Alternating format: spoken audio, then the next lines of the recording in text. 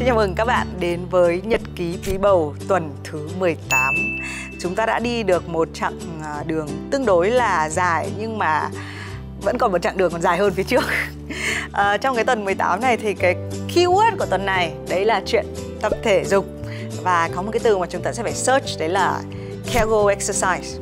Cụ thể là cái gì thì mình sẽ nói ở tuần sau. Nhưng ở tuần 18 này chúng ta hãy xem là em bé của chúng ta phát triển như thế nào rồi nhá. Kích cỡ của em bé lúc này bằng một củ khoai lang. Nhưng mà nằm ở đây. Cái thời điểm này là cái thời điểm mà được miêu tả là bùng nổ tất cả các giác quan. Tức là em bé đang phát triển một cách nhanh nhất có thể tất cả những cái giác quan, tất cả những cái bộ phận liên quan của mình. Và đây là cái thời điểm mà mọi người còn nói vui là cái mối liên hệ giữa mẹ với con là vô cùng mật thiết, bởi vì cả hai đều nghe được thấy nhau. Tức là người này ngáp thì người kia cũng biết, và người này nấc cụt thì người kia cũng biết. Cái tuần mà đánh dấu sự bùng nổ giác quan này thì não của bé đang phân định các vùng riêng biệt cho khứu giác này, vị giác này, thị giác này, xúc giác này. Bé đã có thể nghe được giọng nói của mẹ, nên là mọi người khuyên là đừng có ngại nói lớn này, rồi như nói chuyện với em bé hoặc hát những cái giai điệu hạnh phúc khi mẹ muốn. Nhưng mà thực ra thì mình không bao giờ làm điều đấy cả, bởi vì mình nghĩ là chắc là trừ trong phòng tắm, còn nếu mà tự dưng mình ngồi mình hát, nói chung là sẽ tùy mỗi người, nhưng thì mình không phải là người mà hay ngồi một mình và hát. Về tay chân thì tay chân em bé đã cân đối với nhau với cơ thể này, thận tiếp tục tạo ra nước tiểu và tóc trên da đầu bắt đầu mọc. Một lớp phủ bảo vệ dạng sáp gọi là vernix caseosa đang hình thành trên làn da của bé để ngăn bé bị ngấm nước ối.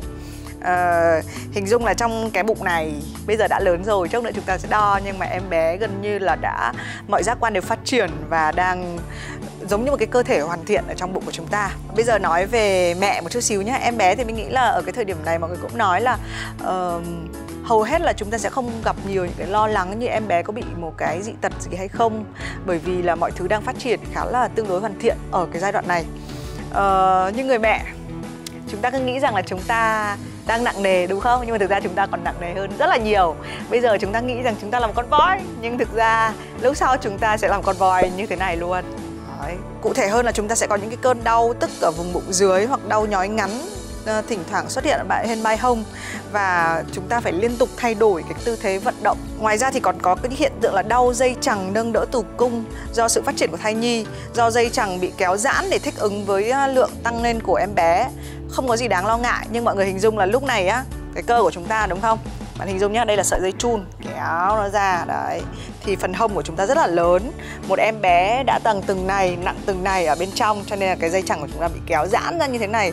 Nhưng mà tin vui là thường là dây chằng của chúng ta, cái độ co giãn của chúng ta cũng rất là tốt, dựa vào cái sức khỏe, cho nên là dù cái hông của chúng ta lớn hơn một chút, cái phần kéo giãn này chúng ta có vẻ như là đang ở mức cực đại thì vẫn là chịu được. Và sau đấy thì những cái triệu chứng này sẽ giảm đi. Một cái điều quan trọng nữa mà chúng ta sẽ nhận ra đấy là cái sắc tố da của chúng ta thay đổi. Cụ thể là ví dụ trong lòng bàn tay này có thể bị đỏ hơn, hay là chúng ta sẽ thấy một số các cái vết thâm ở trên mắt. Người ta có giải thích rằng là đây là do cái lượng estrogen tăng. Những cái vệt da tối màu được gây ra bởi cái sự gia tăng sắc tố tạm thời. Khi những vệt tối xuất hiện trên môi, má, trán thì chúng được gọi là chloasma. Chloasma thực ra ở nhà thì mẹ thì mình hay nói một câu là bị nám á. Và bây giờ khi mà mình hỏi là tại sao mẹ có những cái vết nám thì mẹ vẫn nói là do cái thời gian thay đổi cái sắc tố da khi mang bầu. Điều này có nghĩa rằng là chúng ta cứ tưởng rằng có thể chúng biến mất sau thời gian mang thai, nhưng có thể không. Nhưng dù sao thì đây cũng là những cái dấu hiệu trong lúc chúng ta mang bầu cơ thể thay đổi cũng sẽ đáng yêu thôi. Ngoài ra thì mọi người sẽ thấy bắt đầu trên bụng. Thì mình hiện tại tuần 18 chưa nhận thấy điều này, nhưng mà cái tuần lần trước mang thai thì rất là rõ. Thế là chúng ta có một cái vệt đen giống như là chia nửa cái bụng của chúng ta ra làm đôi vậy. Đấy, và có một cái vệt nâu ở giữa. Và sau này thì cái vệt này nó hết đi chứ nó không luôn ở đấy. Nhưng thực ra nó ở đấy thì cũng không sao cả, khiến cho bụng chúng ta giống như một quả dưa hấu vậy.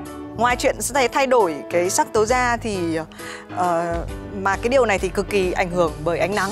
Cụ thể nhá, Sài Gòn đang 40 độ C, đấy, ánh nắng chói chang, đi ra đường lúc nào cũng phải đội mũ, đeo kính. Thực ra cái này là sự lựa chọn. Khi còn trẻ thì mình luôn thích tắm nắng, cho nên luôn thích kiểu có một làn da nâu. Còn bây giờ thì do cái sắc tố da nó thay đổi thì nó ảnh hưởng nặng hơn rất là nhiều, chứ không chỉ là nâu hay là đen hay là trắng như hồi trước nữa. Cho nên là tất nhiên là khi mà ra đường chúng ta nên đeo kính, đội mũ cho cẩn thận hơn.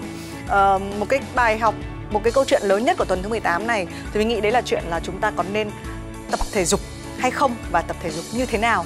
Mọi người thì hay khuyên là cái cách tập thể dục dễ nhất đấy là gì đối với các bạn? Đi bộ, đúng không?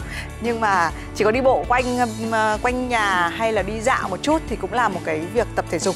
Nhưng mà đây là cái việc tập thể dục vô cùng đơn giản. Có những cái người mà có thể họ đam mê thể dục thể thao, họ có thể nghĩ những cái phương án tập thể dục hữu hiệu hơn. Những bà bầu thì sẽ có yoga bà bầu. Thì mình cũng là một người tập yoga thì phải nói là yoga bà bầu dễ hơn yoga bình thường rất là nhiều. Chúng ta không bị những cái tư thế là chúng ta phải dốc đầu hay là trồng cây chuối hay gì cả đâu, mà đôi khi chỉ là giãn tay này, giãn chân này hay là gập này. Cái này vài tuần trước thì mình có làm thử nhưng bây giờ không biết có làm được không. Đau chân không gặp được nhưng đại loại nên tập. Đấy là tư thế nào nhỉ? Phải nằm như thế này. Rồi. Vẫn được, hơi đau. Nhưng mà nếu mà chúng ta tập nhiều thì chúng ta nên tập những cái động tác yoga mà chúng ta giãn cái phần chân hay là phần hông này, hay phần xương chậu. Có một cái bài tập mà thì mình chưa thử bao giờ nhưng mà sau đây sẽ thử, tên là Kegel exercise. Kegel exercise là nó liên quan đến một cái phần cơ ở ngay xương chậu của chúng ta này. Cụ thể hơn là chúng ta sẽ có một bóng, không phải có bóng bình thường nhưng mà có bóng riêng để tập dụng cụ nó to cỡ này. Đấy.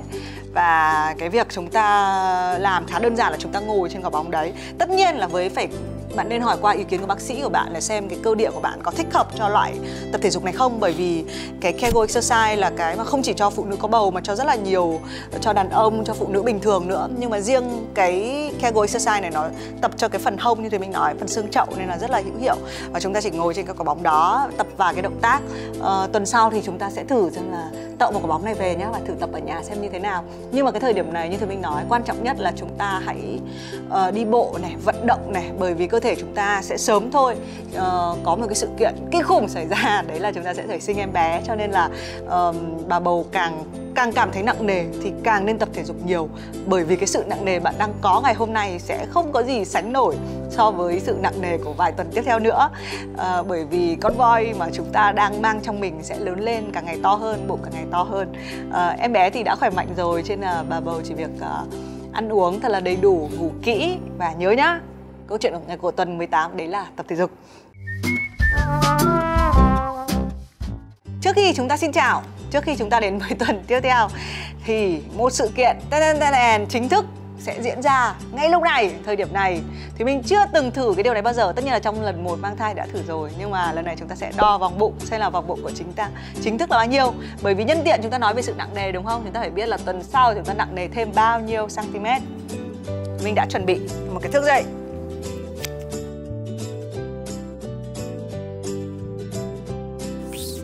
Chọn điểm đầu. Đấy là điểm duy nhất mà chúng ta chọn được, đấy là rốn.